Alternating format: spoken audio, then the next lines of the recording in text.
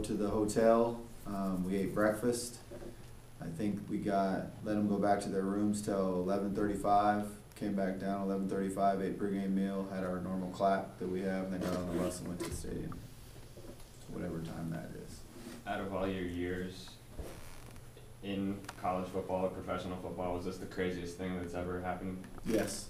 Yeah, I've never been, haven't been around something like that before. One time when I was actually here as an assistant, we played Northern Iowa, at Northern Iowa, and on the way home, the plane, they had to change a battery or something, and we stayed at the airport forever, and then we actually went back to the hotel and slept, came back, but never on the way to a game had something like this happen. In terms of the game itself, how do you think this affected how you guys came out? I mean, I thought we played, like I said after the game, I've never been more proud of the team. I mistaken, I was all excited, and I said some of the bowl games I won, and I said Sugar Bowl, which I shouldn't have said. I meant to say Orange Bowl. But some of the big games that we've won throughout my career, to be honest with you, I've never been more prouder of a group of players and assistant coaches ever, because that's the toughest situation that you could be in. Flying all the way down there, really with no sleep. Because even when you do sleep on a plane, it's not how much real sleep you get. And I thought that the guys just fought, and they just kept fighting. And, we had a lot of momentum early in the game, settled for a couple of field goals, probably could have had a bigger lead than we should have, or should have had a bigger lead than we did. And then they got the momentum back. They got that onside kick. They went down and scored. And I thought a huge part of the game was that 14-play drive. The game was tied. We took the ball and went 14 plays. Used up, I think, 5.5 minutes. Got all the way down there. We're on the 1-yard line, and I just felt like our defense had played so well. Let's get the lead, and I want to make sure we got the 3 points. So we kicked the field goal, thought if they drive down, kick the field goal, we'll beat them in overtime. I didn't think they'd go down and score a touchdown, where if we went for it and got stopped, they go down and kick the field goal, we lose. So that's why we kicked the field goal. Thought the defense did a really good job then. They came up, got a stop, the guy missed the field goal.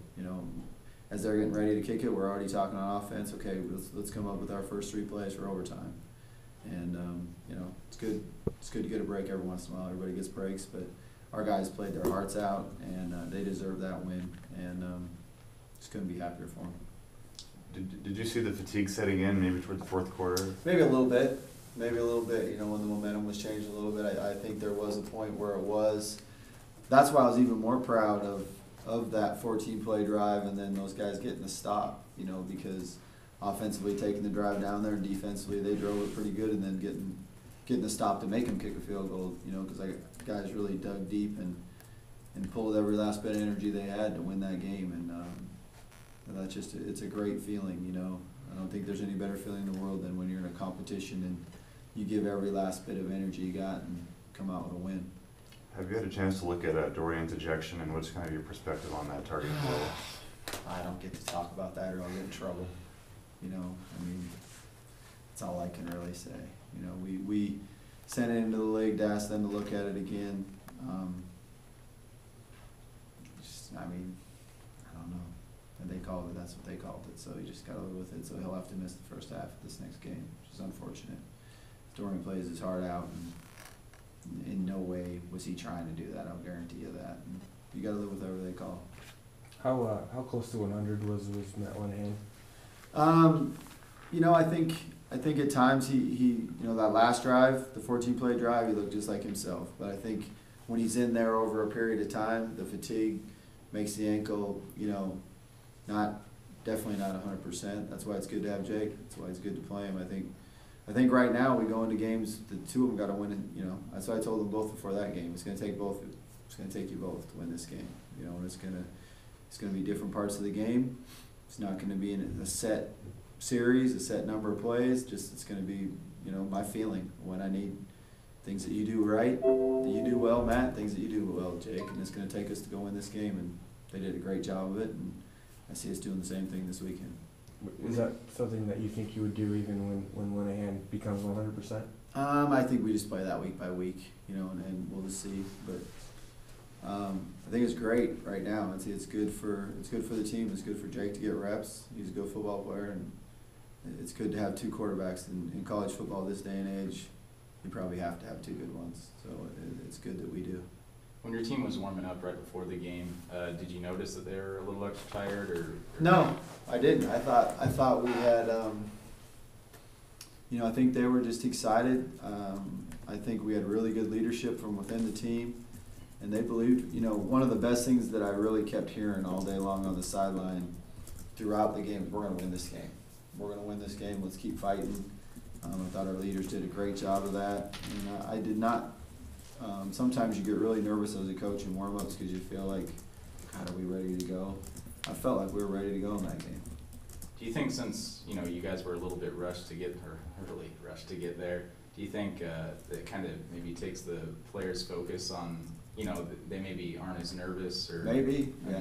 I mean, it was like somebody, Coach Shoemaker told me, and we talked to the team about it a little bit, that the Cubs went a week this last year and called it Legion Ball, where they were going to just show up to the stadium late, like an hour before the stadium and just play. And that's what their manager had them do. And we talked about that, it was a little bit like high school football. Get off the bus, put your pads on, let's go play. That's like what I had to do all the time in Montana. You take those 4 and 5 hour bus trips and get off the bus and play. So that's kind of what we did. Did you know going into the week that you were going to use Dez on both sides of the ball? Yes. Yeah, we did. And is that something you can see yourself doing moving forward? Yes. I think we're going to have to. Right now, just with our depth and our numbers. And I don't think it's something you can do the whole game, obviously. But it's definitely something we can do in certain packages and certain parts of the game. What does he give you guys on defense other than the speed? Just speed and energy, excitement. Love to play in the game, so it was really good to have him over there. What are you seeing from Dave Unger and his health? Is he going to be ready to go to really participate on Saturday? Yeah, he played quite a bit in that game, and then to be honest with you, there was like 3 plays where he did a really good job and was wide open, and just something happened where we didn't get him the ball. He could have easily had a touchdown on one play, to be honest with you, and 2 other plays he could have had big plays. He we just didn't get him the ball. 2 of them were designed to get him the ball, and we had to scramble on both of them. So, but he did some good things. He did some good things in that game. I think he'll just get better this week and do more this week. How nice is it going to be to play at home for the first time in about a month? It'll be nice. It'll be really nice. Great homecoming. Have a bunch of the ex-players around. Have alumni coming back, and I just think our guys just got to have a great practice today. After that long trip, I gave them Sunday off. We didn't practice on Sunday. Just thought we had to, just to rest up. So we got to definitely have a really good practice tonight. Did Kellen Hightower make the trip with you guys on Saturday? He did. He did. And he didn't play in the game though? No, he didn't play. Was that an injury or? No, that was just my decision. Just coach's decision. Will he be playing this week? Yes. In terms of schedule, are things kind of swinging your way now? You got the 2 heavy hitters early on, but you got the bottom of the barrel coming up in the Sun Belt.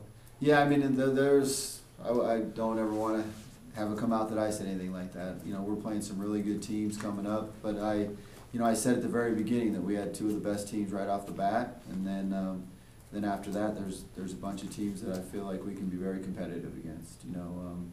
Monroe's played a schedule of, they played Alabama, Georgia Southern, Appalachian State, so they've played some really tough teams, but they're very talented. They got some players. I just remember when we went to the Sun Belt Media Days and you looked around, and the 2 guys they had with them were as good-looking guys as you see anywhere. So they got some very talented football players, and their defense is very unique and tries to really confuse your quarterback and your offensive line. So it's a lot of just up there all morning this morning drawing cards for them is a lot more complicated than your base 4-2 over cover 8. Like a lot of teams, they move guys around, they do a lot of different things. So it's definitely going to be a big week for us mentally, getting ready for this game. And then offensively, they really try to run a lot of empty, spread you out and get their guys the ball in space. So we really just got to go 1 week at a time. But it's homecoming. We got them at home. This is a game that we, got to go out and win. And then we put ourselves in a good situation. Is it tough to maybe gauge how good or bad they are just based on how difficult their schedule has been? Yeah, but you watch them on tape. Well, there's parts of the Alabama and Georgia game where, especially defensively, they're flying around. not even hitting and playing very, very good football. So they're a talented team. We got to get ready. Told our guys, afterwards it's going to be another game. In my opinion, it's going to come down to the fourth quarter. I think it's going to be a really close game, and we got to find a way to win it in the fourth quarter. What did you like seeing out of your defense on Saturday?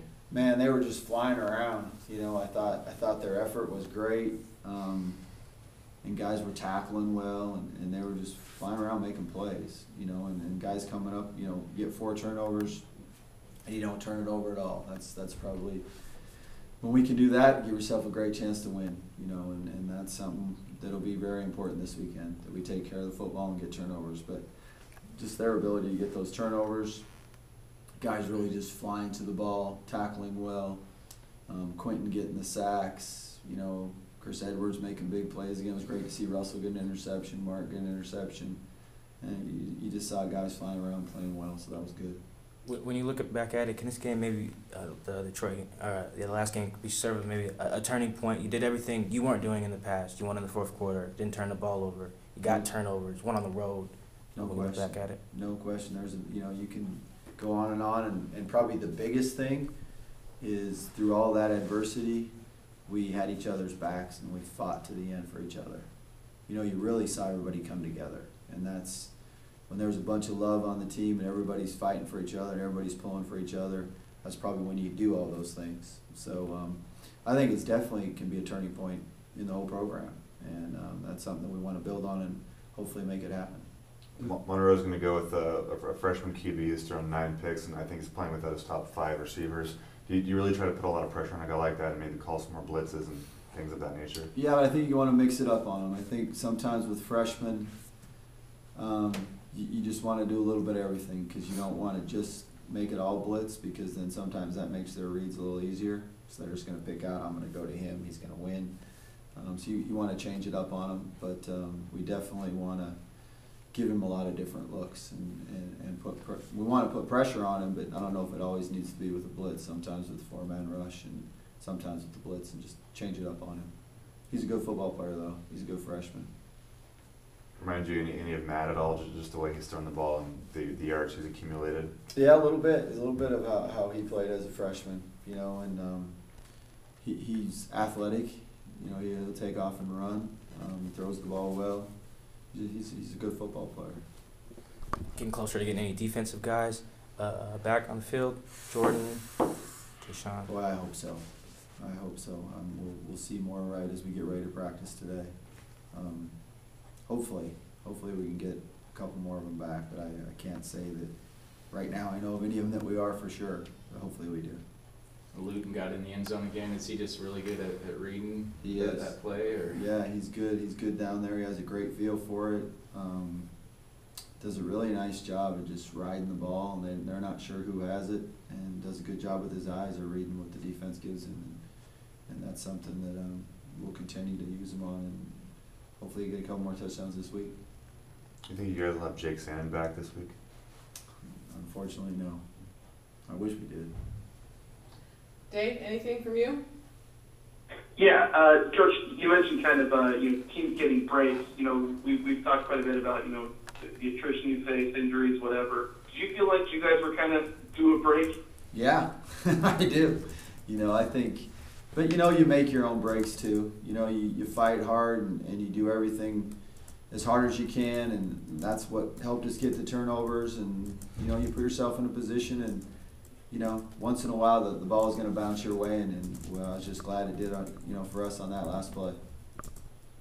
How much does a win like that, with all the factors involved, it being a conference game, a road game, the travel and all that stuff, how much does that kind of change the attitude and kind of the energy around the program last couple of days? Oh, I think it really helps. I think it it makes everybody excited. It makes them excited coming into homecoming. Having everybody, all their families and friends and alumni coming in to watch them, and I think it's just I think it's a great step forward for the program, and now we just got to keep it going that way. You're the only team in the country so far that's scored every time they get in the red zone, and I know that's been a focus that you talked quite a bit about. What do you attribute the success to this year, and you guys being able to, once you get inside that 20, you're able to score? I just think it's something that number one, we haven't turned the ball over down there. That's probably one of the ways that you hurt yourselves, not scoring in the red zone. Number two, we've done a good job of not getting penalties down there. So sometimes when you get penalties down there, that's what knocks you out of there, and you don't come away with points. And you know, in Austin, being accurate when we've had to kick the field goals, he's made them all, you know, down there in the red zone. But I think most importantly is eliminating our turnovers and our penalties when we get down there. Thanks, Coach. Anything else? You see Quentin Bradley really coming into his own the last few games. I think Yeah. he leads the Sun Belt in sacks right now, and he's kind of hitting that ceiling that you always saw. Yeah, and it's awesome.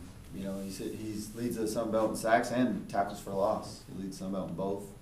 He's just came so far, you know, as a young man, as a leader, as a worker. You know, he's one of the guys that used to be hard for him, the long practices that we had or the hitting that we did, and now he just knows that that's what's best for us, you know. And I think as hard as we practice and the things that we do, that's one of the reasons we won this game, you know.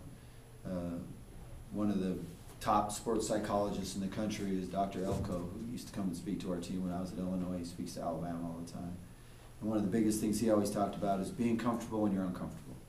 You know, and when things are so uncomfortable and you can still play well and feel comfortable, that's when you become a very good team. And you couldn't be much more uncomfortable than that trip was for us. And we went out and played comfortable. So I think Quentin he was one of the best leaders when, you know, his body language, how your leaders' body language is and how they're acting when all that's going on is a very important thing how your team's going to go play. He was positive on the whole trip, upbeat, excited to go play, and that's one of the reasons he's playing so well.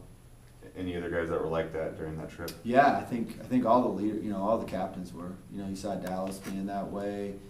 Really, the whole offensive line was acting that way. You saw Twaney, you saw, you know, Mark, Quentin Bradley. You know, I saw the secondary guys, you know, all hanging out together and just being upbeat. Pretty much everybody was, and that's why we went and played well.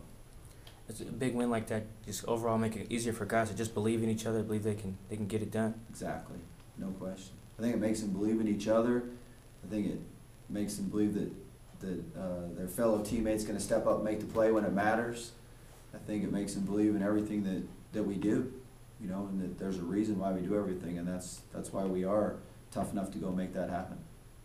Can you talk a little bit about the development of Austin as a kicker, not just a punter, and like overcoming the inconsistencies that he had last year and the trust you have in him this year? Yeah, I mean, it's hard work, you know, and I think one thing that helped Austin is this offseason he was healthy, where a year ago he, you know, when he was trying to play basketball and hurt his back, and he didn't really get a lot of practice in on becoming a better, more accurate kicker. And I think just all the work he put in the off season, and he, you know, he's a competitor. He wants to be the very best at everything he does, and he's improved so much in his accuracy. The other thing he's really improved in that maybe gets overlooked is his kickoffs. I mean, he used to struggle sometimes on his kickoffs, and now he gets touchback after touchback after touchback, and that's the other area he's really greatly improved. Monroe is one of those teams that you guys were just inches away from beating last year. For you and for a guy like Matt, how much do you think this game can mean? It can mean a lot. You know, I think for our whole team, you know, I think more importantly than anything, it's homecoming. It's our seniors' last homecoming. You know, and I think you always want to send your seniors out winning their last homecoming and winning their last home game. You know, and this is their homecoming. Let's send them out winners. They can walk out of the dome happy at homecoming, and then it makes us 2-2 in league. You know, so I think, you know, it stunk that we lost them last year with 31-31. We had the ball, hit a big completion, and get called for a hold. You know, we were in great position to go win the game. But more importantly than any of that, we want to win this game because it's homecoming, and the win puts us at 2-2 in the league, and that's a great situation. We good?